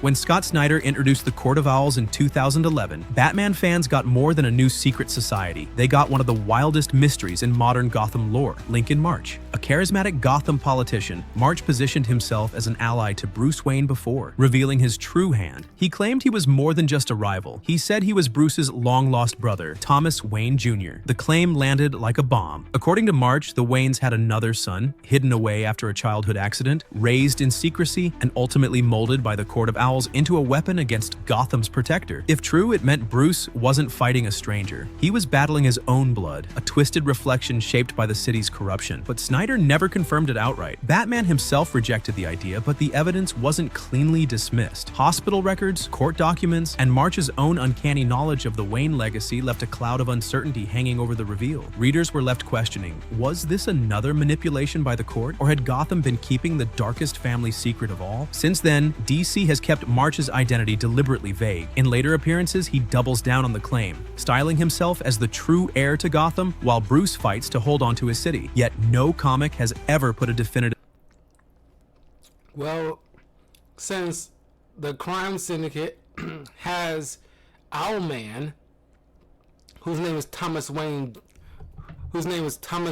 Jr., it kind of makes sense that in the mainline story, there still is a Thomas Wayne Jr., but he's still evil, but he isn't like the main person running the show. And he has the whole owl thing going on, so... stamp on whether Lincoln March really is Thomas Wayne Jr. or just a dangerous imposter with a talent for psychological warfare, the Joker's real name. For more than 80 years, the biggest mystery in Gotham hasn't been who killed the Waynes, it's who the Joker really is. From his first appearance in 1940, the Clown Prince of Crime has been chaos incarnate, a villain without an origin readers could pin down. DC has played into that for decades, teasing clues, rewriting possibilities, but never locking the door. Anyway. One of the earliest stories, The Killing Joke by Alan Moore, gave fans a version. A failed comedian who turned to crime, fell into a vat of chemicals, and came out with a permanent smile. But even in that comic, Joker admits his past is unreliable. His line summed it up. Sometimes I remember it one way, sometimes another. The mystery took a sharp turn in Jeff Johns' Justice League, Darkseid War. When Batman sat on the Mobius chair, a cosmic device that answers any question, he asked the ultimate one. What's the Joker's real name? The chair gave him an answer, but DC didn't share it with readers. All we know is Batman looked shaken, muttering, "That's impossible." Years later, Batman, 3 Jokers expanded on that reveal. Instead of one Joker, there were 3. The criminal, the clown, and the comedian. They operated across decades, suggesting Joker's history was fractured. Even then, DC didn't solve the riddle. Was the real Joker among them, or was the truth that there never was just one? Writers have admitted the mystery is intentional. Once the Joker has a name, he becomes a man. And the power of the character has always been that he's unknowable. His chaos works because it doesn't have an origin story you can file away. That's why the question of his real name remains the most famous unsolved mystery in Gotham, a riddle DC may never dare answer. The death of the Flying Graysons. Long before Robin ever wore a mask, Dick Grayson's story began with a scream under the big top. The Flying Graysons were Gotham's star acrobat family, known for their death-defying trapeze act in Haley's Circus. But in every telling, one night ends the act forever. High above the crowd, the ropes snapped, and Dick's parents fell to their deaths while the audience watched in horror. The official culprit across most versions is mobster Tony Zuko. He wanted protection money from the circus owner, and when he didn't get it, he tampered with the trapeze rigging. Dick saw everything. The man who murdered his family, the crime that set his life on a new path. It mirrors Bruce in a cruel way, both children forged by sudden violence. But as the decades passed, the mystery around the Graysons' deaths grew more tangled. Some continuities have suggested Zuko wasn't acting alone. In the New 52, Haley's Circus was tied directly to the Court of Owls, with hints that Dick's family may have been marked for recruitment into their army of Talons. Other retellings have hinted at rival crime families or deeper mob politics, turning what looked like a single act of extortion into a possible conspiracy. Even Zuko himself has shifted depending on the story. Sometimes he's a ruthless gangster, other times he's portrayed with shades of remorse. In Batman, the animated series, he was still active years later, forcing Dick to confront his past head-on. In Rebirth, Dick even ends up protecting Zuko's daughter, blurring the line between justice and revenge. The death of the Flying Graysons has never been rewritten away, but the details around it keep evolving. Was it just one mobster's cruelty, or a thread connected to Gotham's larger secret wars? The circus curtain fell that night, but the mystery of who truly pulled the ropes has never fully closed. Haley's Circus secrets. On the surface, Haley's Circus looks like a colorful traveling show. Acrobats, clowns, and daredevils under the spotlight. But peel back the curtain, and it's one of Gotham's most mysterious institutions. From Dick Grayson's tragic origin to its hidden ties with secret societies, Haley's Circus is less carnival fun and more a stage where Gotham's darkest stories play out. The circus was where Dick's parents, the Flying Graysons, performed their final act, but the story didn't end with their fall. In Scott Snyder's Court of Owls saga, Haley's Circus was revealed to be a recruitment ground. Behind the trapeze acts and animal shows, it funneled young performers into the court's brutal training program, creating the Talons, undead assassins who served Gotham's secret rulers for centuries. That twist recast the circus in an entirely new light. Was Dick Grayson always destined to become a weapon of Gotham's elite? Did his family's death remove him from one path only to push him into another under Batman? Those questions remain dangling, since DC never closed the book on how deep the circus's involvement with the court really went. Beyond the Owls, Haley's Circus holds other shadows. In different continuities, the circus has connections to Gotham's underworld, mobsters using it as a front for smuggling, or ties to assassins moving under the radar. Even in Nightwing, Rebirth, Dick's return to the circus stirred up questions about its past loyalties, suggesting that Haley's legacy might never be clean. The circus is both an origin story and an open case file. Every time the spotlight hits the tent, there's the sense that something more sinister is waiting in the dark. Gotham may have countless mysteries, but few are wrapped in as much tragedy and hidden history as Haley's Circus, a place where the show never really ends. Joker's knowledge of Bruce's identity. Few mysteries in Gotham are as maddening as this one. Does the Joker actually know Batman is Bruce Wayne? Over the years, the comics have dangled hints, dropped teases, and then yanked the curtain back just enough to keep fans guessing. The first serious indication came in the 1990s during Batman Going Sane. In that story, Joker believes he's finally killed Batman, so he retires into a normal life under another name. When Bruce returns, Joker snaps back instantly, like his entire existence only makes sense with Batman alive. It wasn't confirmation of knowledge, but it planted the idea that Joker understood Bruce and Batman weren't separate, they were one obsession. Then came Death of the Family in 2012. Joker terrorized the Bat family with the claim that he knew all their identities, yet he never once addressed Bruce directly by name. The story left the impression that Joker may know but doesn't care. To him, Bruce Wayne is irrelevant. The mask is the real man. The tension spiked again in Endgame. Joker fought like someone who had been part of Bruce's world far longer than anyone realized, speaking with familiarity that suggested personal knowledge. Still, he avoided saying the name, almost like acknowledging Bruce would ruin the joke. Writers have leaned into that ambiguity. Scott Snyder has said the Joker could easily know Bruce's name, but chooses not to use it, because it doesn't fit his relationship with Batman. To Joker, Bruce Wayne is boring. The billionaire playboy means nothing. Batman is the game, and the game is the obsession. The result? Decades of storytelling where Joker's silence is as powerful as any confession. Whether he knows or not is less important than the fact that he never says it. That unspoken mystery keeps the power dynamic alive, one of Gotham's most twisted inside jokes. The fate of Joe Chill. For decades, the gunman who pulled the trigger in Crime Alley has haunted Batman's mythos. His name is Joe Chill, and depending on which comic you pick up, his story ends in a completely different place. In the early Golden Age tales, Chill was nothing more than a random mugger. But by the late 1940s, writers decided Bruce deserved a confrontation. In Batman number 47, 1948, Batman actually tracked Chill down. When Bruce revealed he was the child from the alley, Chill panicked and confessed to his fellow criminals that he created Batman. They didn't take it well. They killed Chill on the spot before Bruce could even make a choice. Later stories refused to lock that down. In Batman, Year 2 by Mike W. Barr, Chill lived longer. There, Bruce was forced into the unthinkable, teaming up with the very man who murdered his parents to battle Gotham's Reaper. That arc left readers questioning how Batman could uphold his code with Chill standing right beside him. Eventually, Chill was gunned down, but the ambiguity of Bruce's forgiveness lingered. Other continuities erased Chill altogether. Post-Crisis, writers leaned back into the idea that the Wayne murders were a faceless crime. No closure, no culprit in custody. In Batman Begins 2005, Chill is put on trial, only to be assassinated by mobsters before Bruce can even confront him. Modern comics like Batman, The Brave, and The Bold and Zero Hour have played with alternate takes where Chill survives, confesses, or dies differently. But DC has never kept one version canon for long. The open question of Joe Chill's fate is almost the point. Did Bruce ever get justice, or was it stolen from him by history, the mob, or even fate itself? Each telling twists the knife in a new way. He couldn't save Alfred.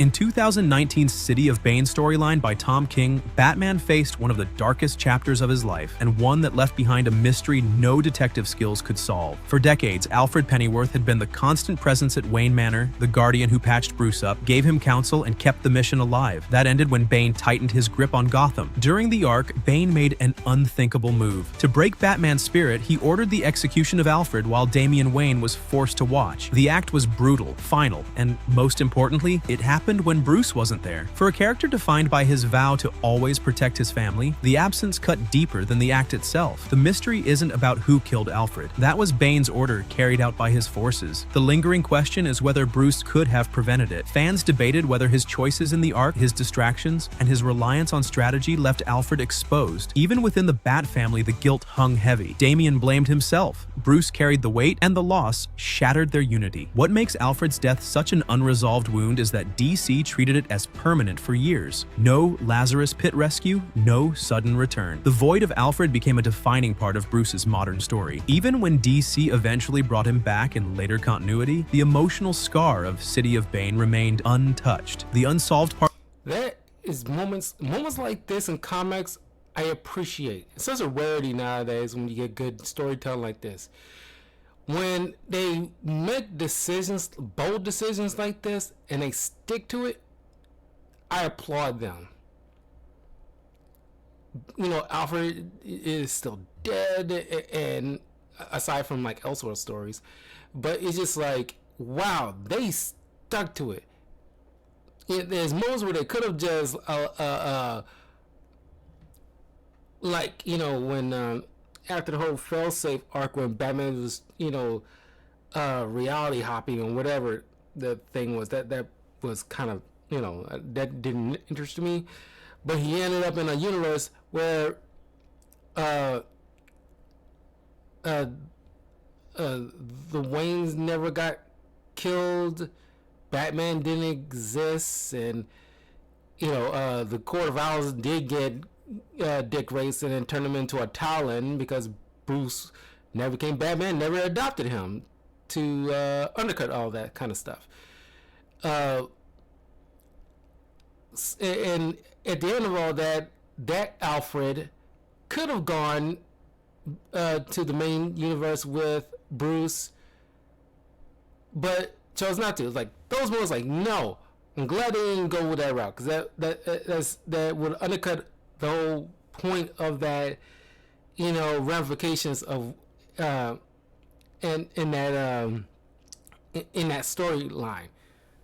That's why people don't care when Marvel, when they keep messing around with Gwen Stacy and make sure, like, no, she has to stay dead in the mainline story. We already got Spider-Gwen, but she's in a whole entire different universe that sometimes comes back and forth. But in the main story, Gwen Stacy is dead and you gotta stick to it. Is personal. How does Batman reconcile being absent in the one moment Alfred needed him most? It's a question without a clean answer, an open case in Bruce's heart. Gotham is full of mysteries, but this one doesn't hinge on evidence or suspects. It's about guilt, and that's a crime Batman can never solve. The puzzle of Onomatopoeia.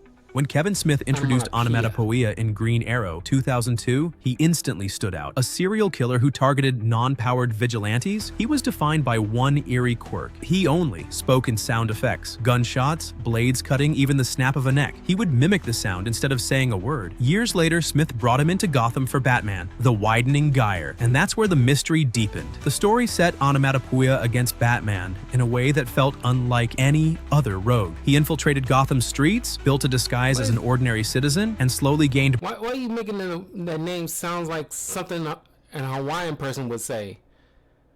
Or you sound like a Hawaiian dish when you say onomatopoeia. It's onomatopoeia. Bruce's trust under the name Baphomet. As Batman revealed more of himself, even exposing his identity to this supposed ally, the truth finally came out. Baphomet unmasked as Onomatopoeia, stabbing Batman's girlfriend Silver St. Cloud in a shocking cliffhanger. And then, nothing. The sequel series, Batman Bellicosity, which was supposed to resolve the storyline, never came out. To this day, the fate of Silver, Batman's response, and Onomatopoeia's larger motives remain unanswered. Was he working for someone bigger? Was he part of Gotham's larger network of conspiracies? Or was he simply another predator, hunting capes for sport? The curtain dropped before readers got an answer. That's what makes Onomatopoeia such an enduring puzzle. Unlike Joker or Riddler, his story isn't layered with decades of lore. He's a blank slate with one haunting pattern, killing heroes, and walking away without explanation. And because his Batman arc was left unfinished, his presence feels like a jagged tear in Gotham's continuity. Fans still ask whether Kevin Smith will ever return to finish it. The Wayne Murders Conspiracy. Every Batman story starts with the same alley, the same gunshots, and the same pearls scattering across wet pavement. But here's the catch. For all the times it's been retold, the Wayne murders have never truly been solved. The official version? A mugger named Joe Chill robbed Thomas and Martha Wayne and left Bruce an orphan. Clean and simple. Except DC hasn't kept it that simple. Over the decades, the story has twisted into something bigger than one man with a gun. In Batman Year 2, Chill was a hired gun, tangled up with Gotham's underworld. In Earth 1, the murder smelled like a conspiracy involving corrupt politicians and mob bosses. And in Scott Snyder's Court of Owls arc, the shadows of Gotham's secret society were hinted to be involved, rewriting history with talons at the edges of Crime Alley. Each retelling muddies the waters. Was it random crime or the first chess move in Gotham's endless corruption? The mystery matters because it shapes Bruce Wayne himself. If his parents were victims of random violence, his crusade is about fixing the system that allows crime to thrive. But if their deaths were part of a conspiracy, then Batman isn't just fighting crime. He's trapped in a generational war against Gotham itself. That question has never been settled, and DC seems to keep it that way on purpose. The lost years of Bruce Wayne's training. Before Bruce Wayne ever put on the cape and cowl, he disappeared from Gotham for years, traveling the world to prepare himself for war. Everyone knows he returned as Batman, but what exactly happened during that time has never been fully mapped out. That gap, often called the Lost Years, remains one of the great unsolved pieces of his mythos. Comics have given glimpses. In Dennis O'Neill's The Man Who Falls, Bruce trained across continents, learning martial arts, science, and detective skills from masters in their fields. Frank Miller's Batman. Year 1 shows him back in Gotham, already honing his craft after years away, but it skips over the details of where and with whom he trained. Grant Morrison's Batman and Son hinted at more esoteric teachers, including time with Zatara the Magician, which explains Bruce's surprising knowledge of stagecraft and escape artistry. Then there are the darker threads. Stories like Batman Begins popularized the idea of Bruce's training with the League of Shadows under Ra's al Ghul, something that entered the comics in different forms. Other runs have tied him to hidden monasteries, intelligence agencies, and even secretive martial arts masters who vanish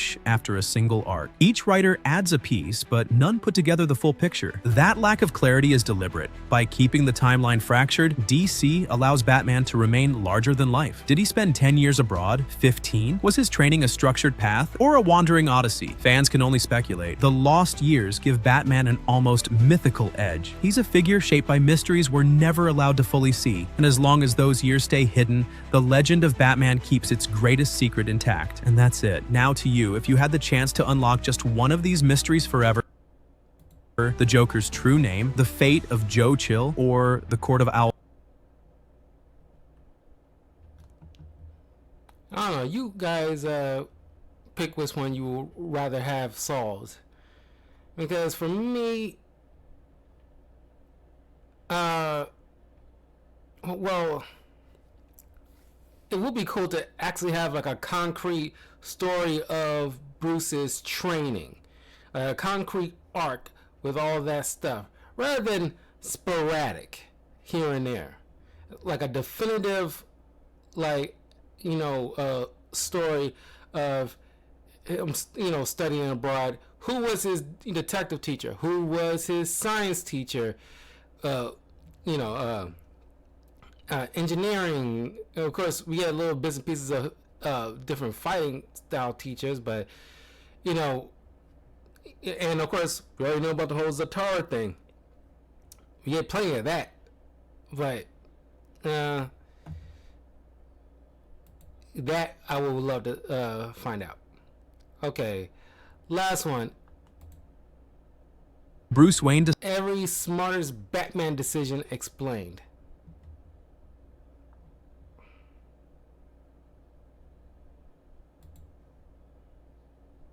decided to let someone else wear the cape and cowl, it was a survival strategy. In the Prodigal storyline of the mid-90s, Gotham was still recovering from the chaos of Nightfall. Bane had broken Batman. Jean-Paul Valley's run as Azrael nearly tore the city apart, and Gotham needed stability. Bruce knew he wasn't ready to return full-time, so he made the call. Dick Grayson would step up as Batman. For Dick, this was more than a costume change. He'd been Robin, then Nightwing, building his own city in Bloodhaven, proving he was more than a sidekick. Bruce handing him the mantle was recognition that he was a leader. And in a city full of sharks waiting to smell blood, continuity mattered. Gotham couldn't look vulnerable even when its Dark Knight was out of commission. Fans often talk about Bruce's paranoia and control issues, but this moment showed something else: foresight. By picking Dick, Batman ensured the symbol stayed intact. Tim Drake stayed Robin, villains didn't sense a vacuum, and Gotham got a Batman who could balance Bruce's methods with his own optimism. Even villains like Two-Face noticed the difference. Realizing this, Batman fought with a different rhythm. The same theme came back years later in Battle for the Cowl after Bruce's apparent death in Final Crisis. The city fractured over who should take up the mantle, but Bruce had already set the precedent. It would be Dick. That foresight kept Gotham from spiraling into a permanent civil war among its protectors. Handing the cowl to Nightwing proved Batman could think beyond himself, and that may be the reason Gotham still had a Batman at all.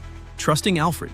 Batman is the master of control. Every plan, every mission, every contingency has his fingerprints all over it. But there's one decision that set him apart from every other hero in the DC universe: letting Alfred Pennyworth into his world completely. From the earliest Year One stories to the brutal collapse of Nightfall, Alfred wasn't just a caretaker. He was the one person Bruce allowed to see the cracks, and that was smart in a way most people overlook. Gotham's vigilante doesn't have superpowers. He doesn't have a healing factor or alien invulnerability. He survived survives because his body is repaired after every fight, and Alfred was the medic keeping him alive in those moments when nobody else could. During Nightfall, when Bane left Bruce broken, Alfred pieced him back together. In Batman R.I.P., when Bruce's mind was being dismantled, Alfred grounded him with perspective. But Alfred's role went deeper than bandages and advice. He became the moral compass Bruce could not afford to lose. When Batman teetered on the line of obsession, Alfred reminded him of the bigger picture. When Bruce pushed himself toward burnout, Alfred pulled him back. Trusting anyone that much in a city filled with betrayal looks like weakness, but Batman's smartest move was recognizing Alfred as a strength multiplier. Even the Batcave itself runs smoother because of Alfred. Logistics, cover stories, even financial management of Wayne Enterprises, Alfred ensured Batman could focus on the mission without worrying about every moving part collapsing around him. Other heroes try to operate solo, and many of them fall apart. Batman chose differently. By trusting Alfred with every secret, every scar, and every plan, Bruce created a support system that outlasted villains, rivalries, and even his own mortality. The Bat Signal.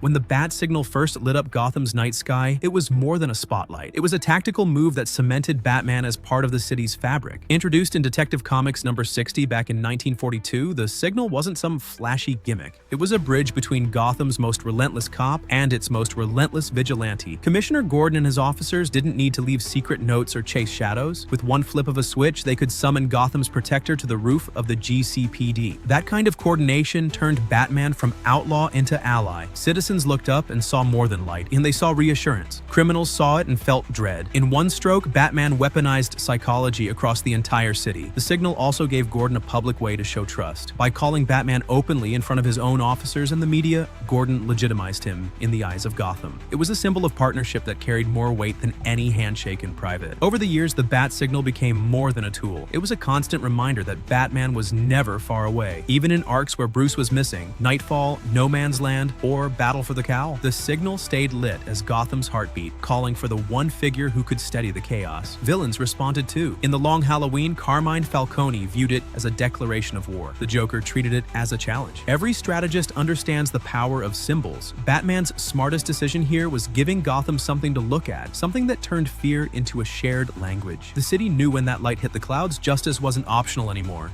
Jim Gordon as an ally.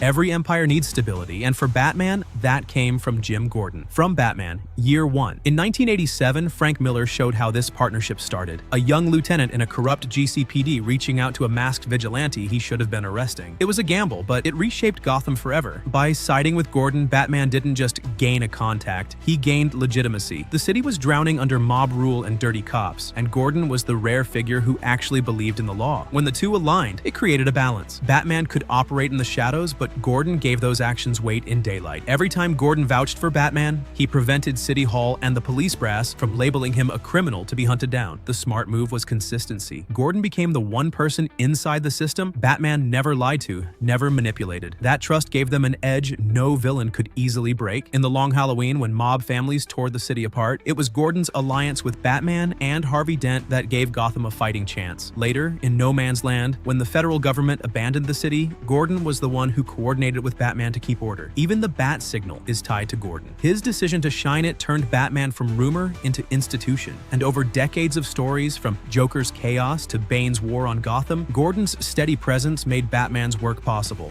Justice League contingency plans. When DC published JLA Tower of Babel in 2000, fans saw a side of Batman that shocked even his teammates. While the Justice League was built on trust, Batman had already drafted ways to take every single member off the board if they lost control. Superman, Wonder Woman, Flash, Green Lantern, Aquaman, even Martian Manhunter, each had a personalized takedown waiting in Batman's files. These weren't vague ideas either, they were surgical. Kryptonite-lined weapons for Superman, nanites to distort Aquaman's sense of fear of the ocean, virtual reality contact lenses that trapped Martian Manhunter in a world of fire. Each plan was precise, targeted, and ruthlessly effective. The twist? Ra's al Ghul stole the plans and turned them against the League. Heroes nearly died because Batman's in case of emergency folders were that lethal. The fallout was brutal. Superman confronted him directly, asking how long he kept these plans. Wonder Woman and Aquaman questioned whether they could ever fully trust him again, but Batman stood by the decision. In his mind, having those strategies was non-negotiable. a world with unchecked gods needed fail-safes. The smartest layer was the logic behind them. Batman recognized that even allies could become threats, and no amount of friendship changed the math. While the League ran on idealism, Batman ran on probability. And in probability, someone eventually goes rogue. The controversy lingers even today, with fans split between calling it paranoia or brilliance. But in universe, the results spoke loud. Batman's contingency mindset became the blueprint for future crises, from Infinite Crisis to Injustice. No one forgot the day the League realized the Dark Knight had already prepared for their downfall.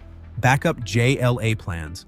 Batman's reputation as a strategist didn't stop with contingency files. Beyond planning how to neutralize his teammates, he also built systems to keep the Justice League alive if it ever fell apart. Stories like JLA, Grant Morrison's run in the late 90s, and later arcs revealed how deep those layers went. He set up safe houses across the globe, hidden bases stocked with gear, communication tech, and even food supplies. When Watchtower systems were compromised or satellites were knocked out, Batman already had fallback channels ready. In JLA Earth 2, when the League faced the crime syndicate, his emergency protocols gave them a fighting chance to regroup. He also had rosters in his back pocket. Heroes who weren't always on the front lines but could be activated in a crisis: Huntress, Green Arrow, Zatanna, and others. When core members went missing or were incapacitated, Batman's backups kept the League operational. Even tech had redundancies. From portable teleporters to hidden Bat computers synced with Watchtower data, Batman treated failure as inevitable and planned around it. That mindset came into focus during Infinite Crisis, when worlds collided and trust fractured. While other heroes scrambled, Batman's prepared networks prevented total collapse. Fans often spotlight the Tower of Babel files, but these backup League plans were just as critical. They showed Batman was preparing to rebuild them if they fell. Every general knows, wars aren't won by one battle plan, but by having the next 10 ready. That's how Batman operated. The Kryptonite Ring. The most famous piece of jewelry in Gotham isn't a trophy from a villain or a Bat family heirloom. It's a simple green ring, kryptonite set in metal, that Batman keeps in case Superman ever goes out of control. Its origin traces back to Superman, the Man of Steel, number 14 in 1991, when Clark personally handed it to Bruce. That act wasn't about mistrust. It was Superman acknowledging that if anyone should have the means to stop him, it had to be Batman. From then on, the ring became a symbol of their complicated bond. In Hush, when Poison Ivy used mind control to unleash Superman on Gotham, Batman only survived because of that ring. With Clark throwing punches that could level skyscrapers, the kryptonite slowed him long enough for Batman to reach his friend's mind. It was proof that Bruce's preparation saved lives. Elseworld stories and alternate realities expanded on it even more. In Kingdom Come, the looming question of what happens. You know, Bruce and Clark's friendship has not been like appreciated as much as they should be, because these guys are friends. You know, the whole, I mean, like, this is all fun and games with like the whole who went between Batman and Superman, and you know their rivalry. Oh, not say rivalry, but it's kind of like you know, there are different methods of dealing with justice and stuff like that. But these guys, like, pardon the pun, are super friends. So it's like one of my favorite moments is during that failsafe arc when that robot was beaten like Batman to near death until Superman bursts in, glowing red eyes, and just says calmly, "Please stay away from my friend." It's like he like, do not F with my friend. So it's like, it's just so dope. It's like, yeah, these guys are just buddies. When heroes grow unchecked, turn the kryptonite ring into a reminder. Batman and always anticipates with, like, you know, Clark and Lois and Bruce and Selina sitting there going out on a double date for a night. That was pretty fun. The day allies could become threats. In Lex Luthor, Man of Steel, Lex even acknowledged Batman's pragmatism, admitting Bruce was the only one who truly understood how fragile the balance was. For fans, the ring represents Batman's dual mindset, trust layered with preparedness. He respects Superman as a partner, but he never overlooks probability. If the strongest man on Earth lost control, Gotham's detective wouldn't be caught unready, revealing identity to Catwoman.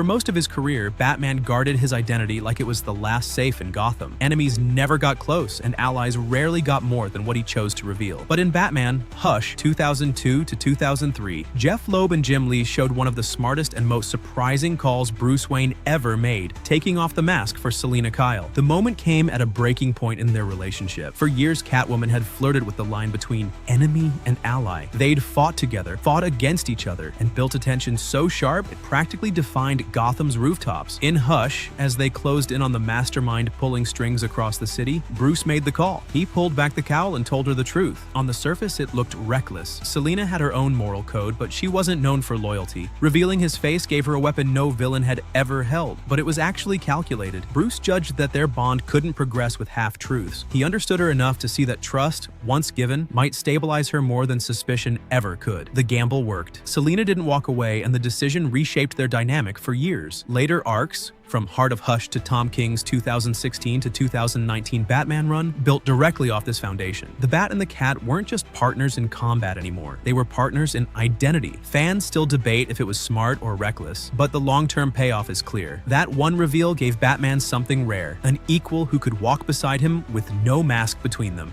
Anarchy in Gotham.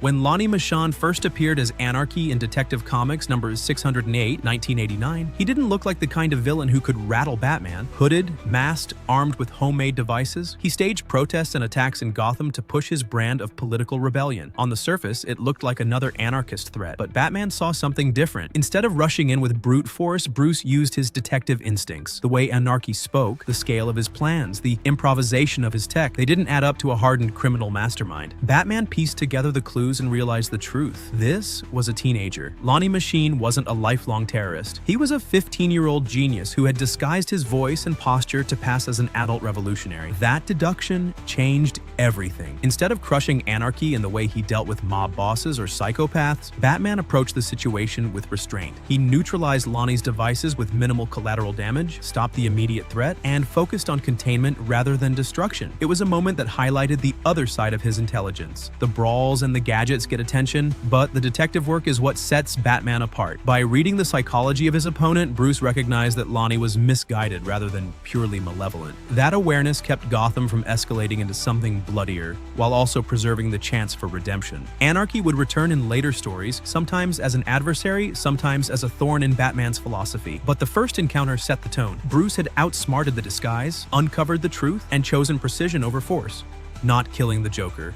Few decisions in Batman's career carry more weight than his refusal to kill the Joker. It's a choice that has defined his legacy across decades of comics, films, and adaptations. From The Killing Joke to Endgame to Three Jokers, every time Joker commits an atrocity, the question comes back, why doesn't Batman end it? The answer lies in the foundation Bruce built for himself. His no-kill rule isn't just morality, it's the center of his entire mission. If he ever crossed that line, Batman would risk becoming the same kind of figure he fights against. Gotham's criminals survive on fear and perception. The moment Batman becomes judge, jury, and executioner, the symbol of justice collapses. Writers have tested this rule endlessly. In The Killing Joke, after Barbara Gordon is paralyzed and Jim Gordon is tortured, Batman still refuses to kill Joker. In Arkham Asylum, a serious house on serious Earth, the Joker himself mocks Bruce, knowing he won't take the final step. And in Scott Snyder's Endgame, when Gotham burns and Batman faces Joker one last time, the fight ends in apparent mutual destruction rather than execution. It's a strategic choice with ripple effects. Gotham's citizens can still believe Batman is more than vengeance. The Justice League can still trust him as a partner. And Bruce himself maintains control, something no villain can take away. Fans debate it constantly, calling it weakness or stubbornness, but in the story of Batman, it's one of the sharpest long-term moves. Save or kill in The Dark Knight Returns. Frank Miller's The Dark Knight Returns 1986 gave fans a Batman who was older. You know, he's truly incorruptible, and he take a stance, and he doesn't cross those boundaries, and he's that is like, that iron will is like one of the things that I admire, and one of the reasons why he's in my top favorite superheroes of all time. He's like number 3, Spider-Man being number 1, and Superman, and then Batman right there. worn down and facing a Gotham on the brink. By the time Bruce Wayne came out of retirement, the city was collapsing under crime, political unrest, and Cold War paranoia. Every move carried higher stakes, and one of his smartest decisions came in how he handled life or death choices. The story pushes him into situations where saving everyone is impossible. When a nuclear strike causes an EMP, Gotham plunges into chaos. Gangs riot, power grids fail, and thousands of lives hang in the balance. Batman rallies survivors, organizes order, and makes tactical calls that prioritize stability over personal vendettas. Instead of focusing on one enemy, he orchestrates Gotham's survival like a general. Then came the confrontation with Superman. The government sent Clark to shut him down, fearing Bruce had become too much of a symbol against authority. Their battle on Crime Alley was politics. Bruce staged the fight knowing he couldn't win outright. He loaded his suit with weapons, prepped Green Arrow to assist, and even planned for his own death at the end. By doing so, he made a statement to Superman, the government, and Gotham's people. Batman was more than flesh and blood. He was an idea. The brilliance wasn't in defeating Superman, but in managing perception. By appearing to fall in combat, Bruce escaped government oversight, preserved his legend, and kept the resistance alive underground, sacrificing Gambits for innocence. Batman is famous for his planning. Every angle, every escape route, every trap mapped out before a punch is thrown. But what makes him stand apart is the moment he throws those plans away, the second innocent lives are at risk. That decision, repeated across decades, might be his smartest instinct of all. Take Hush, 2002 to 2003. Batman had the upper hand in unraveling the conspiracy, carefully laying groundwork to expose the mastermind. Then the villains turned the game by endangering children in Gotham's hospital. Bruce abandoned the chase, diverted resources, and put saving civilians above closing the case. The investigation slowed, but the moral calculus was clear: lives first, victories second. In No Man's Land, 1999, when Gotham was sealed off and cut into territories, Batman had long-term strategies to retake the city piece by piece. Yet whenever gangs threatened citizens directly, whether it was Black Mask's reign of terror or the Joker's slaughter of hostages, he scrapped the larger play to protect the immediate. It wasn't efficient, but it kept hope alive in a city already written off by the government. Even in crossover events like Infinite Crisis, when reality itself was unraveling, Batman repeatedly pivoted away from the big picture. If ordinary people were caught in the crossfire, he understood that saving Gotham or the world didn't mean much if the people inside it were treated as expendable. Fail-safes and escape plans. If Batman is known for anything beyond the cape, it's the way he plans for disaster. Every fight, every mission, every war he enters has a hidden layer, the backup plan. And the backup for the backup. From classic comics to modern arcs, Batman has made a career out of assuming he will fail, and then building ways to turn that failure into survival. In Hush, 2002 to 2003, Bruce was manipulated, attacked by friends under mind control, and hunted across Gotham. Yet even when his enemies stacked the deck, he had prepared contingencies, countermeasures against Superman, safe houses scattered through the city, and hidden reserves of equipment that allowed him to reset the board mid-fight. The idea expanded into something bigger in Batman Incorporated, 2010 to 2013, where Bruce funded a global network of allies. Each outpost was not just an extension of Batman, it was a failsafe. If Gotham fell, if Bruce fell, the mission continued. One of the most chilling examples came in Chip Zdarsky's Failsafe arc, 2022. Here, Bruce revealed he had designed an autonomous android program to activate if Batman ever crossed his moral line and killed. The machine was unstoppable, faster, stronger, and built to counter every tactic in his arsenal. Creating it was extreme, but it showed the depth of his mindset. Batman doesn't trust even himself to go unchecked. This philosophy runs through every version of him. Secret bat bunkers outside Gotham, escape routes woven through the sewers, caches of weapons hidden across continents. Bruce Wayne prepares for his own defeat as carefully as he prepares to win, sacrificing his life. For all his plans, gadgets, and foresight, Batman's smartest decision has often been the one that costs him most, laying his life on the line when no one else can. Across his history, Bruce Wayne has chosen self-sacrifice as the ultimate strategy, not just a moment of bravery, but a calculated move to protect Gotham and the world. In Nightfall, 1993, he allowed himself to be broken by Bane rather than retreat from Gotham. His willingness to endure that defeat paved the way for his later recovery and showed the city that Batman would face any threat head-on, no matter the cost. Years later in Final Crisis, 2008, Bruce confronted Darkseid with a single Radion bullet, knowing the move could kill him. The shot worked, but the Omega Sanction struck him down, seemingly ending his life. That sacrifice stalled Darkseid's plans long enough for the Justice League to turn the tide. Even when the world believed him dead, his choice wasn't reckless. In Morrison's run, Bruce's disappearance forced Gotham's heroes to step up, with Dick Grayson officially becoming Batman. The mantle survived because Bruce had already prepared others to continue the fight. This pattern repeats in stories like Endgame, 2014 to 2015, where Batman and the Joker apparently perished together beneath Gotham. Each time, Bruce accepts that his own survival is secondary to the mission. The genius is in how those sacrifices are timed, deliberate, and always meant to ensure Gotham has a tomorrow. And that's it. Yeah, I think it's one of the things that I like about, Batman. The fact that he plans for everything and have the backup of the backups. It's crazy, and it does get freaking crazy. Like I keep bringing this up, like the failsafe robot, and it's like that robot even knew how to neutralize Justice League because Batman created it. He needs, just in case like Batman would try to call upon his friends, he knows how to neutralize his friends in order to take out Batman. And Superman's like, dude, did you make that? I did. Oh, dude, you suck. It is like, it's like, why? It's like, dude, you are crazy. It's like, I know you mean well, but dude, you gotta chill. But anyway, that was the Explainer Comics. Leave a comment below. Let me know which video was your favorite.